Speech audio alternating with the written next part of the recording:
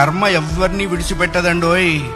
ఒకవేళ భగవంతుడైనా కాస్త ఎక్స్క్యూజ్ చేస్తాడు, కొంచెం కన్సెషన్ ఇస్తాడు, కొంచెం ఎగ్జంప్షన్ ఇస్తాడు. కర్మ చస్తే ఇవ్వదు.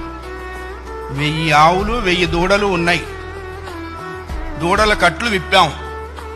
ఏ దూడ దాని దగ్గరికి వెళ్ళి దాని తల్లి దగ్గరికి వెళ్ళి సరిగ్గా ఆగుతుంది. కర్మ కూడా అంతే. అవశ్యం అనుభోక్తవ్యం కృతం కర్మ శుభాశుభం. వండిన అన్నం తినలేకపోవచ్చు, చేసుకున్న కర్మని అనుభవించక తీరదు.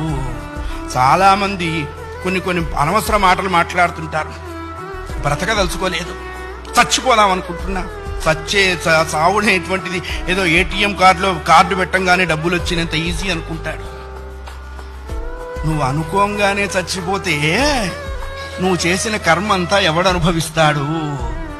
కర్మానుభవం అనుభవించడం కోసమైనా అది నిన్ను బ్రతికిస్తుంది. నీ ఇండివిడ్యువల్ ఐడియాస్తో నువ్వు బ్రతకవో ధర్మశాస్త్రం చెప్పింది.